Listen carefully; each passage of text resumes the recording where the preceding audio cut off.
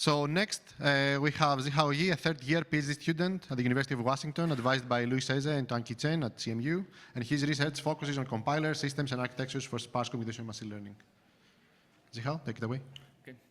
Thanks, Dimitrios, for the introduction. I'm Zihao, a third-year PhD student at the University of Washington, and today I'm going to present our work on SparseTIR, Composable Abstractions for Sparse Computation in Deep Learning. This paper is collaborated with Ruihang, Junru, Tianqi, and Luis from UW, CMU, and OctoML. Sparsity is a key component in deep learning workloads, including graph neural networks, network pruning, mixture of experts, and sparse transformers. And there is an increasing demand of high-performance sparse operators, notably SPMM, SDDMM, and block sparse operators. Despite significant efforts to accelerate dense deep learning workloads, the backbones to support sparse deep learning remains underdeveloped and is challenging to scale. So let's examine existing solutions for sparse deep learning. The first one is sparse libraries. Libraries such as CoolSparse and DGSparse, they provide dozens of frequently used APIs. However, they fail to cover some emerging workloads such as heterogeneous graphs or hypergraphs. Additionally, relying solely on these libraries is not scalable enough because the possible number of operators and possible number of formats is very large. And therefore, we are inspired to seek solutions from compilers. Sparse tensor compilers such as Taco, they separate the description of sparse tensor formats from the kernel description.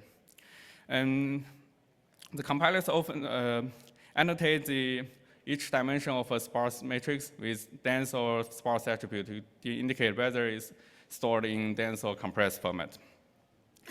And the computations can be described under a tensor expression without awareness of underlying data structures. Taco also supports schedules in which you describe how to optimize the programs such as tiling or tensor fusion, loop fusion. However, we argue that although these compilers are general enough to cover the operators in sparse deep learning, they cannot achieve optimal performance on heterogeneous hardware, and here is a reason. The first one comes with the formats, because previous tensor compilers only support a single format for each of the sparse matrix, which might emit not load imbalanced code. And the other reason is that the modern hardware such as TPU and GPUs, they have many acceleration units, and it is hard to map the computations of the original sparse matrix to these acceleration units because of the irregularity. So our solution to these two challenges is composable formats and composable transformations. By composable formats, we mean that we store different parts of the sparse matrix in different formats, and each one of them might be more hardware friendly. And SparseTIR support composable formats via decomposing the computation. Say the original computation is y equals ax, we can decompose it to a1x plus a2x, and a1 and a2 are stored in more hardware-friendly formats. The other one is composable transformations. To better utilize hardware acceleration units, we design a multi-stage compiler infrastructure, which gradually lowers and transforms the program to target specific IR. Such design enables us to combine the sparsity-aware optimizations at high-level IR, and also hardware-related optimizations at low-level IR. And we reuse the TVM stack for IR after stage 3, and let TVM generate target-specific code. The choice of format decomposition and the transformations at different stages forms the overall search space of SparseTIR. Inspired by Taco, we provide a programming interface that separates the data structures and computations. The three new constructs here are Sparse Axis, Sparse Buffers, and Sparse Iterations. The Sparse Axis are like per-dimensional level formats in Taco. Taco annotates each dimension with a sparse or dense attribute, indicating whether a dimension has dense or compressed storage. For example, in this figure, the CSR format matrix A can be expressed as a leading dense dimension I followed by a sparse dimension J, suggesting that storage of each row in A is compressed.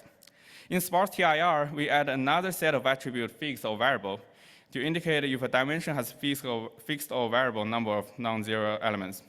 We can stack these attributes and to form a Chen structure to describe high-dimensional sparse buffers.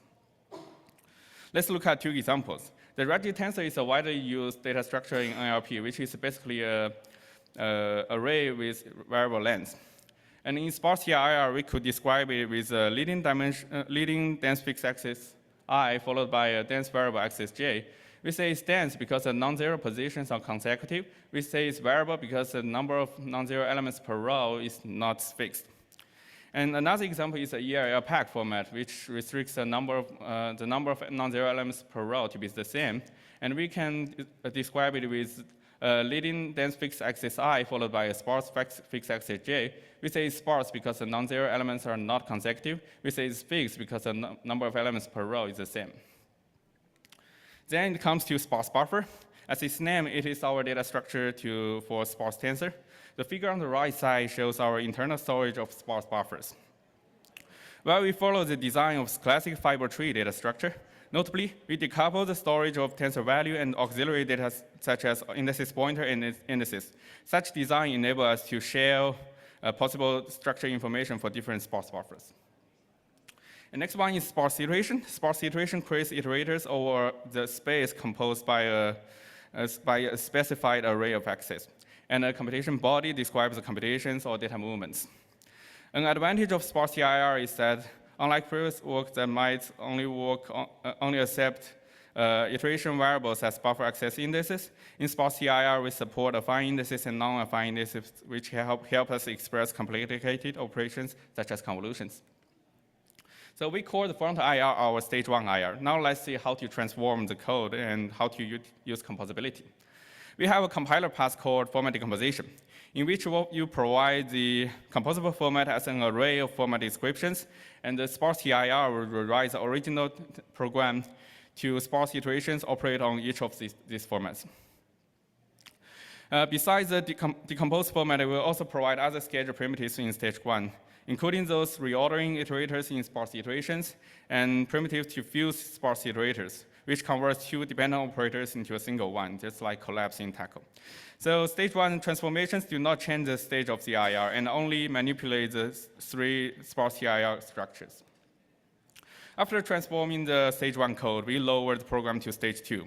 We first restructure the sparse iterations and to make them nested loop structures. For fixed axis, we emit a fixed extend loop regardless of whether it's dense or sparse.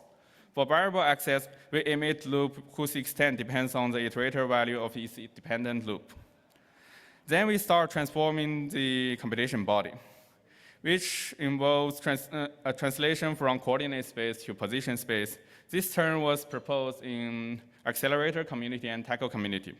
What is position space and coordinate space? Let's look at this example. If we want to access the element -1, in coordinate space it is 4. If we view it in position space, it is 2 because it is the second element in its compressed storage. So what is, in the context of SparseTIR, what we do is that we would rewrite the buffer access in coordinate space at stage 1 to their corresponding buffer access in position space at stage 2.